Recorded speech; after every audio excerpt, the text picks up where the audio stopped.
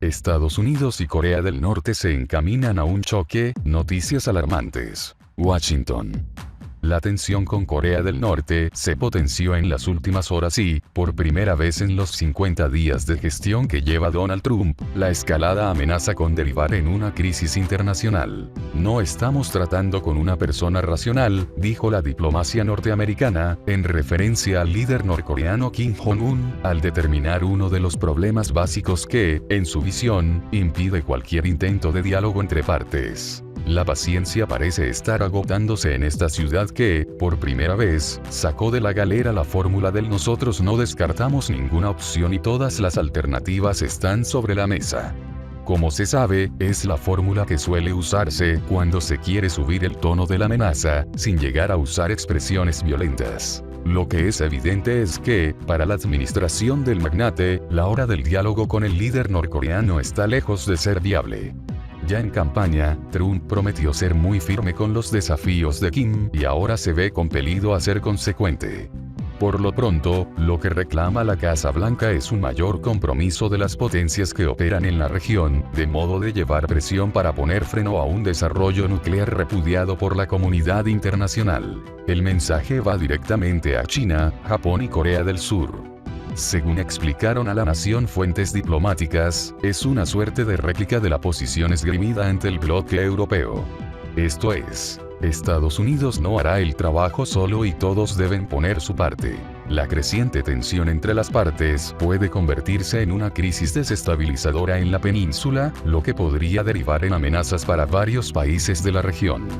Entre ellos, Corea del Sur, la aliada incondicional de Estados Unidos, y China, que disputa la primacía con Washington. Nosotros no descartamos ninguna opción, dijo entonces la representante norteamericana en la ONU, Nikki Haley. Esa fue la respuesta a la oferta de China, que, presionada para que tome parte en la crisis, propuso ofrecerse como mediadora para un diálogo entre Washington y Pyongyang.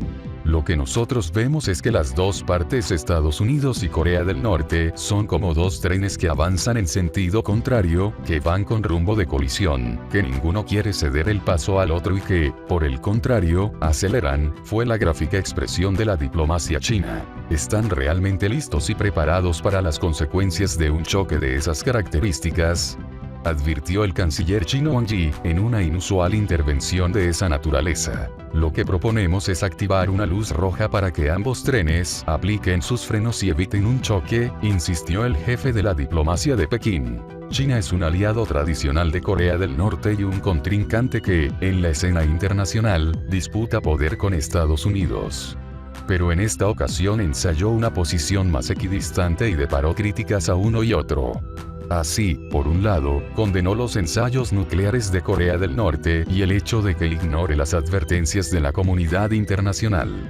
Por el otro, repudió los ejercicios militares conjuntos de los Estados Unidos y Corea del Norte, como una provocación para la región. Uno de los primeros mensajes que dirigió la administración Trump para la región fue la certeza de que no abandonaría a sus aliados en la recalentada zona. Analistas locales y legisladores de ambos partidos vieron como un error, sin embargo, el abandono de la presencia en la región, que, a su juicio, significa la decisión de Trump de apartarse del Acuerdo Comercial de la Zona Pacífico, TPP, por su sigla en inglés. Es decepcionante. Significa dejar la primacía en la región a China y perder posiciones estratégicas de presencia y de fuerza, previno el senador republicano John McCain. Con su creciente influencia en la región, China se ofreció como mediadora. Pero Estados Unidos lo rechazó de plano. La hora de ese tipo de alternativas ha sido superada, dijo Haley. Desde su perspectiva, la única manera de alterar el comportamiento norcoreano es continuar aumentando la presión y las sanciones contra el gobierno. Hay un racimo de cuestiones que han mutado y que colocan en el centro del desastre a la extravagante dictadura dinástica de Pyongyang. Desde la irrupción de Donald Trump hasta el impeachment a la presidenta surcoreana, Corea del Norte está en un plano inclinado, en el peor momento, posiblemente, de una crisis que suma décadas y cuyo destino hoy es al menos reservado. Hay una razón básica que explica el ritmo súbito que adquieren estos procesos. Su dinámica depende de la alteración de las condiciones que los han regido. Y, ciertamente, hay un racimo de cuestiones que han mutado y que colocan en el centro del desastre a la extravagante dictadura dinástica de Pyongyang. Esta galería arranca con la llegada de Donald Trump a la Casa Blanca.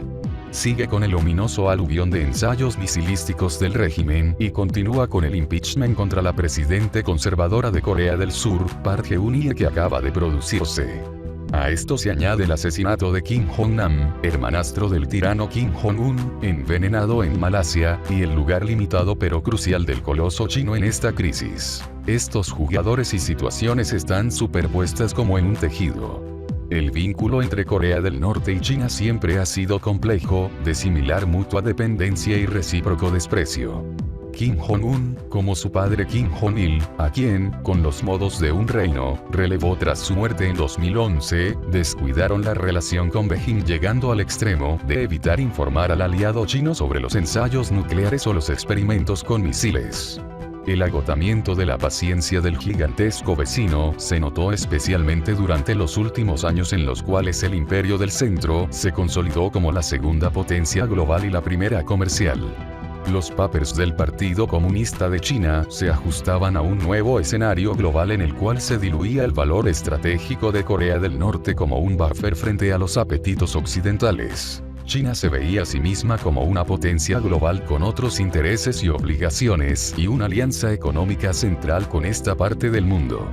Sus problemas no debía ser Corea del Norte. En abril de 2014, la ahora destituida exmandataria planteó en un celebrado discurso en Dresden que su gobierno comenzaba a imaginar la posibilidad de repetir la experiencia alemana para la unificación nacional, aun con el costo espectacular que semejante experiencia implicaría.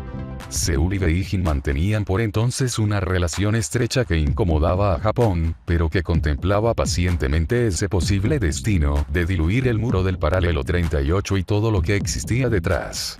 Si una evocación similar en marzo del 2000 expuesta también en Alemania, en Berlín, por el entonces presidente Kim Dae-jung dio paso a un par de ambiciosas cumbres bilaterales entre las dos Coreas, esta vez la reacción de Pyongyang fue de un fulminante desprecio. Existe una teoría que sostiene que la escalada de ensayos nucleares y misilísticos de la dictadura, que se exacerbaron desde que Kim Jong-un llegó al poder, pretenden petardear ese camino, así como el intento de control chino sobre el pequeño país. En cualquier caso, profundización el esquema de extorsión que ha regido las políticas de Corea del Norte desde la fundación de la dinastía por Kim Il-sung a mitad del siglo pasado.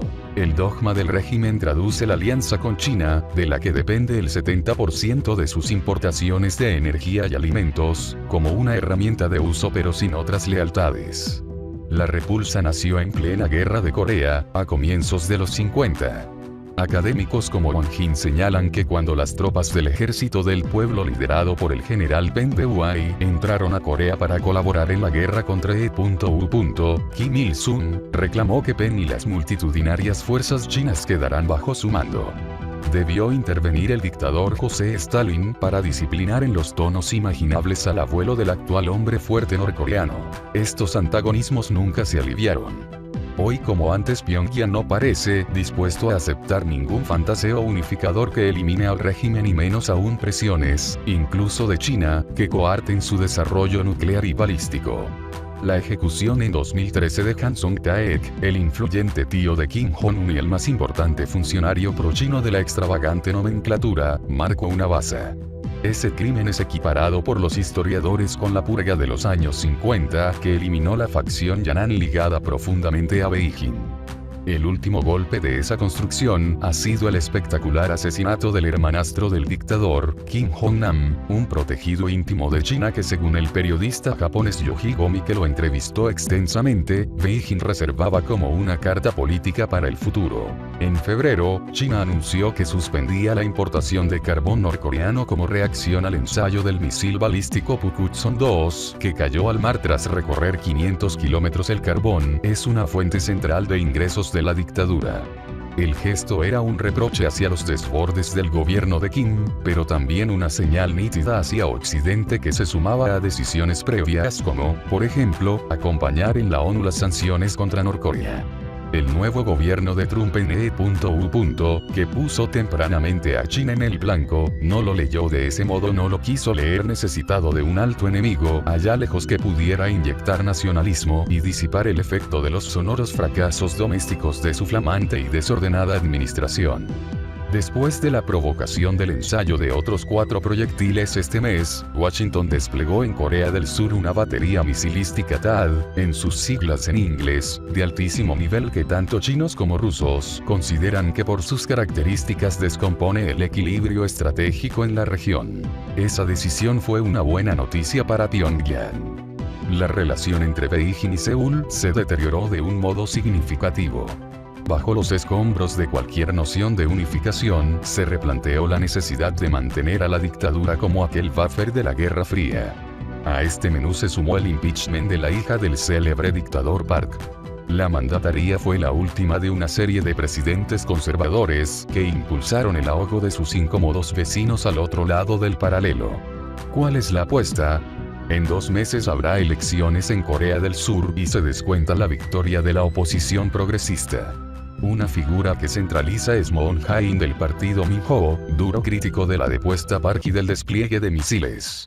Corea del Norte supone que ese cambio eventual revivirá la política Sun-Sine que rigió la relación entre las dos Coreas desde 1998, con un fuerte aliento de Occidente que incluyó la visita a Pyongyang 2 años después de Madeleine Albright, la canciller de Bill Clinton. Esa iniciativa registró grandes altibajos. Consistía en una combinación de incentivos, envíos de alimentos, energía, apertura de acuerdos comerciales, sanciones limitadas y del otro lado, retracción militar.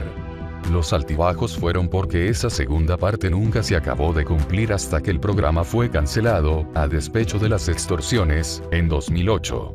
Ese año se inició una oleada de presidentes conservadores en Corea del Sur. La presión del norte, por cierto, no se aplacó. En 2010 hundió una fragata militar y mató a 50 oficiales navales surcoreanos. Ese hecho cerró todas las puertas. Un año después nació el actual tercer capítulo de la tiranía renuente a cualquier retroceso en sus desafíos. El problema, como siempre, es la anchura de la cornisa donde se juega esta disputa. The Wall Street Journal anticipó que Washington analiza ya acciones militares contra la dictadura que idealmente provoquen el cambio de régimen. Puede ser un paso peligroso si se carece de una coordinación entre las potencias, y sobre todo si no la hay porque las ambiciones pintan otro mapa. Las maniobras encabezadas por Estados Unidos, de 2 meses de duración en la región, son parte de esa arquitectura. Pero el escenario puede ser aún peor. Funcionarios de la Casa Blanca le informaron a The New York Times que se considera reponer en Corea del Sur, al lado de China precisamente, armas nucleares tácticas, que fueron retiradas de allí hace un cuarto de siglo. Como se ve, cornisa y estupidez suelen compartir una parecida vibración. Cuanto más hay de una, necesariamente menos habrá de la otra.